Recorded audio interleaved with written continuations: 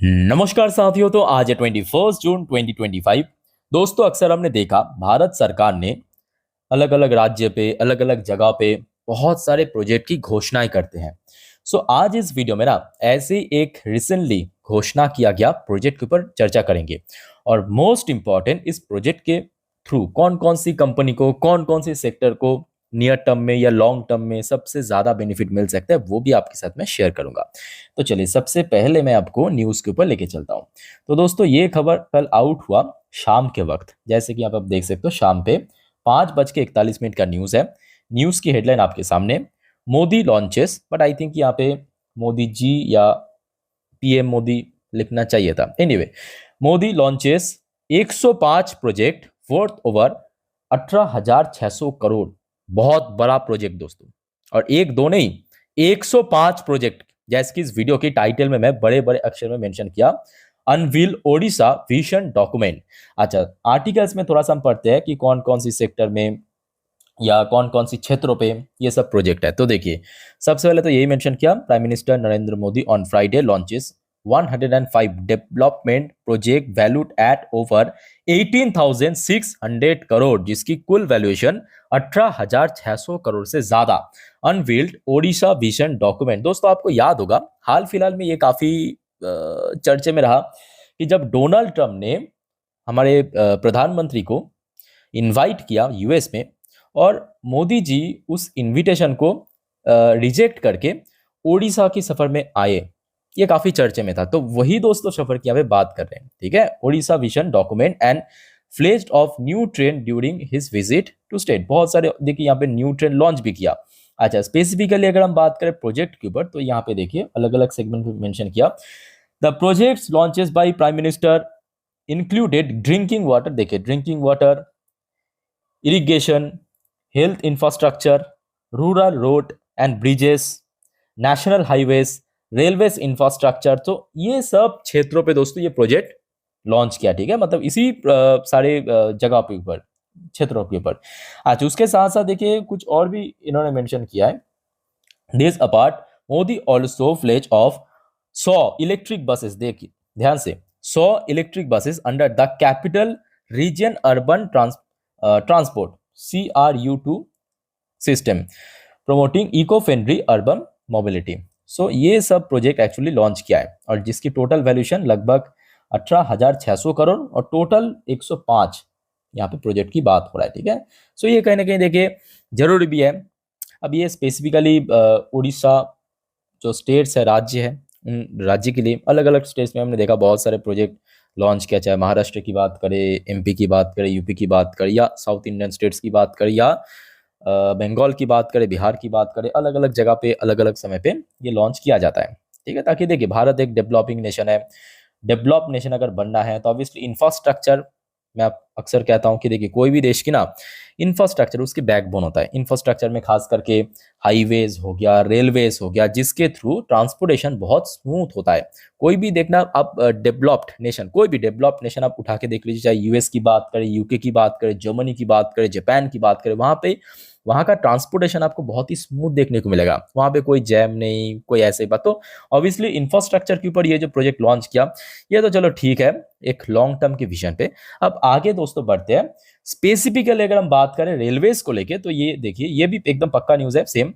Prime minister Modi to launch railway project worth 2,750 crore. तो ये जो 18,600 करोड़ की प्रोजेक्ट की बातचीत अभी हम लोग किए, उसमें अलग से 2,750 करोड़ की रेलवेज के लिए प्रोजेक्ट अनाउंसमेंट किया during visit to Odisha on Friday. वही सेम विजिटिंग की बात हो रहा है, ठीक है। कहाँ से कहाँ यहाँ पे आप देख सकते हो, कुछ जगह का नाम भी आई थिंक कि आप अगर उड़ीसा से हो तो आई थिंक आप लोग इस जगह का नाम भी जानते होंगे।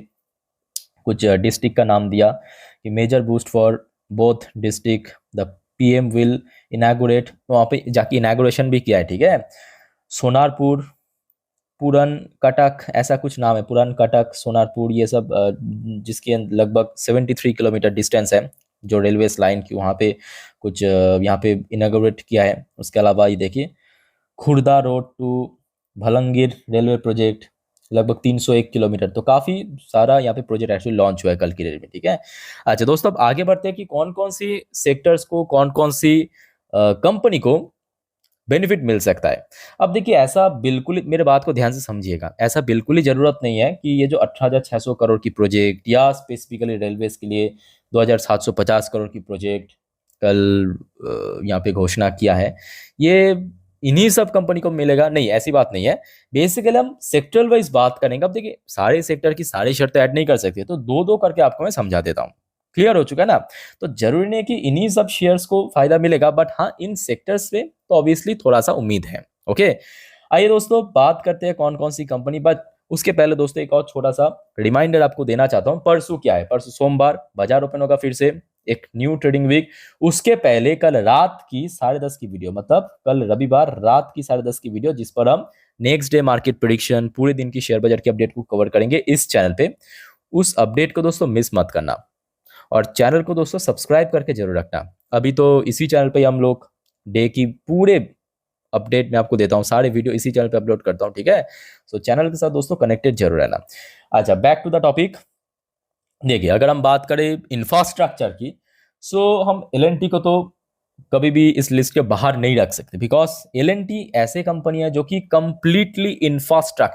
कंप्लीटली फोकस्ड करते हैं इंफ्रास्ट्रक्चर भारत के, और खास करके ये ऑलराउंडर कंपनी है। मतलब इंफ्रास्ट्रक्चर तो नॉर्मल हो गया आपका, रेलवेज हो गया आपके, यहाँ पे हाईवेज हो गया, नॉर्मल रोड हो गया, पर इसके अलावा कंपनी ना डिफेंस, एरोस्पेस, फाइनेंसिंग, बहुत सारे क्षेत्रों पे फैला हुआ बिजनेस है इसकी, ठीक है।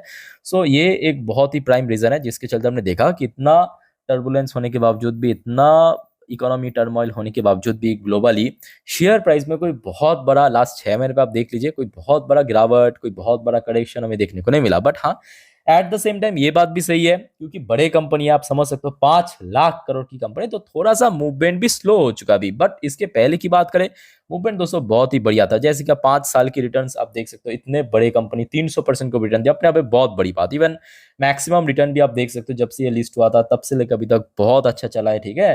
वैल्यूएशन अच्छा है, तो ये कहीं ना कहीं आप अपने वर्स्ट लिस्ट में चाहे तो ऐड करके रख सकते हो। अच्छा, इसके अलावा जब बात करते हैं, देखिए हाईवेज की, रेलवेज की, आईआरबी इंफ्रास्ट्रक्चर डेवलपमेंट लिमिटेड, हो सकता है कि देखिए एल जैसी उतने बड़े कंपनी नहीं है, बट लगभग mid size large size company की कैटेगरी में आता है। इसकी प्राइस छोटा है, बट कंपनी उतना भी छोटा नहीं है, ठीक है। और रिसेंटली हमने देखा कि आईआरबी भी काफी करेक्शन हो चुका था बीच में, आप देख सकते हो। एक साल की चार्ट पैटर्न दिखाऊं तो आपको मालूम पड़ेगा, 70 रुपए की शेयर गिरते गिरते ये देखिए 40 रुपए की रेंज में पहुंच गया था। अभी भी 40 के रेंज पे ही है, बट अभी धीरे धीरे जो है ना, शेयर में रिकवरी चल रहा है, प्रोसेस चल रहा है।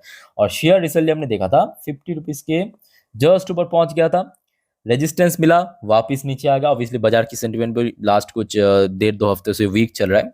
सो 50 के लेवल होल्ड करना सबसे ज्यादा वाइटल है इस कंपनी के लिए, ठीक है। अच्छा, नेक्स्ट अगर हम बात करें देखिए रेलवेज की, तो रेलवेज में आईआरएफसी तो ऑब्वियसली टॉप कंपनी है। मतलब अगर हम बात करें फाइनेंसिंग, चाहे वो कोई भी कंपनी को कुछ भी ऑर्डर मिल जाए, राइट्स को मिले, इरकॉन को मिले, रेलटेल को मिले, आरवीएनएल को मिले, टीटागढ़ को मिले, डज नॉट मैटर, फाइनेंसिंग कौन करेगा? क्योंकि देखिए अक्सर ये जो कंपनी है ना, आरवीएनएल, इरकॉन, ये अपने जेब की पैसे से काम नहीं करते, ये काम करते हैं लोन के पैसे से। लोन कहाँ से लेते हैं? फाइनेंसिंग कंपनी से। फाइनेंसिंग कंपनी कौन है? अब तो एक के साथ एक जब आप क्वेश्चन पूछते जाएंगे ना, आपको जवाब मिल जाएगा। फाइनेंसिंग कंपनी कौन है? आईआरएफसी। तो यही एक बहुत बड़ी वजह है कि जितने भी आप लिस्टेड फर्म देखेंगे रेलवेज में, जितने भी लिस्टेड कंपनी है ना, उनमें से सबसे ज्यादा जो प्रॉफिटेबल कंपनी, सबसे ज्यादा जो प्रॉफिट जनरेट करने वाली कंपनी, वो दोस्तों और कोई नहीं, आईआरएफसी है। जबकि आईआरएफसी को कोई प्रोजेक्ट नहीं मिलता, प्रोजेक्ट मिलता है दूसरे कंपनी को, बट फायदा किसको मिलता है? आईआरएफसी को। क्योंकि किसी को भी मिल जाए ना, फाइनेंसिंग कौन करता है? आईआरएफसी करता है। ओके, सो ये मैं कहूंगा आईआरएफसी की एक एडवांटेज है। और रिसेंटली हमने देखा कि शेयर काफी गिर भी चुका है, बिकॉज शेयर 150 को क्रॉस करते हुए काफी ऊपर पहुंच गया था, ठीक है। रिसेंटली देखिए फिर से नीचे आ चुका है। अच्छा, सेम अगर हम बात करें रेलवे सेक्टर में, और भी बहुत सारे कंपनी आपको दिख जाएगा। आरबीएनएल की बात करें, इरकॉन की बात करें, राइट्स की बात करें, आपके टैक्स मैकोट, टीटागढ़, जुपिटर वॉगन, बहुत सारे कंपनी जो है इसी इंफ्रास्ट्रक्चर, मतलब रेलवे इंफ्रास्ट्रक्चर को काम करते। तो इनमें से कोई भी कंपनी आप चाहे तो, जो भी आप जानते होंगे, वॉच लिस्ट में ऐड करके रखिए। इसके अलावा स्पेसिफिकली यहाँ पे जो मेंशन किया है अर्बन डेवलपमेंट, मैं आपको वो दिखा देता हूँ। अक्सर लोग भूल जाते हैं कहते कहते। तो यहाँ पे आप देखिए, ये देखिए रूरल रोड हो गया, अर्बन अर्बन सेक्टर के लिए।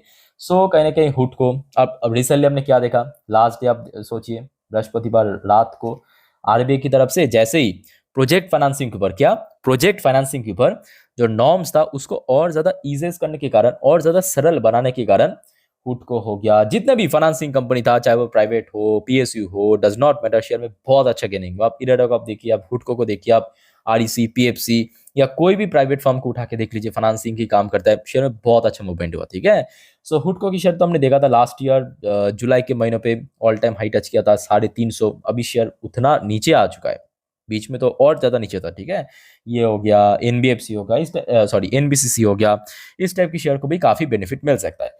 इसके अलावा देखिए यहाँ पे एक और बातचीत हो रहा है, याद होगा आपको, यहाँ पे मैं अभी अभी आपको दिखाया कि जो इलेक्ट्रिक बसेस को लेके, ठीक है। सो कहीं ना कहीं कुछ ऐसे कंपनी है जो कि इलेक्ट्रिक बसेस या इलेक्ट्रिक जो कमर्शियल व्हीकल्स मैन्युफैक्चर करता है, just like Olectra Green Tech हो गया या अशोक लेलैंड। इस सेक्टर की मैं कहूंगा बहुत ही अंडररेटेड एक्सीलेंट कंपनी। अक्सर लोग बातचीत करते हैं टाटा मोटर्स को लेके, महिंद्रा को लेके, आईशेयर को भी लोग बातचीत करते हैं, बट अशोक लेलैंड मैं कहूंगा इस पर्टिकुलर सेक्टर की ना टॉप नॉच कंपनियां। और ये एक बहुत बड़ी वजह है कि कंपनी की परफॉर्मेंस में कैसा ग्रोथ आपको देखने को मिला, ना केवल क्वार्टर 4 में, क्वार्टर 3, क्वार्टर 2, क्वार्टर 1 आप उठा के देख लीजिए, कंपनी बहुत ही कंसिस्टेंट परफॉर्मर है ना। और जिसके चलते शेयर प्राइस बहुत नीचे नहीं है, शेयर आप देखिए लगभग शेयर की अपने जो पीक टच किया था उसी लेवल के आसपास है ना।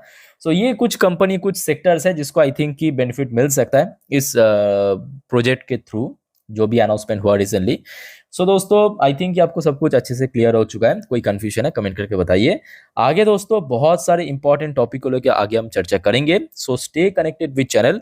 और कल मतलब संडे की दोस्तों बहुत सारे वीडियो, टोटल 5 वीडियो हम अपलोड करेंगे इस चैनल पे, और खास करके रात की 10:30 की वीडियो तो मिस मत करना। ठीक है, सब इंपॉर्टेंट जानकारी नेक्स्ट डे के लिए।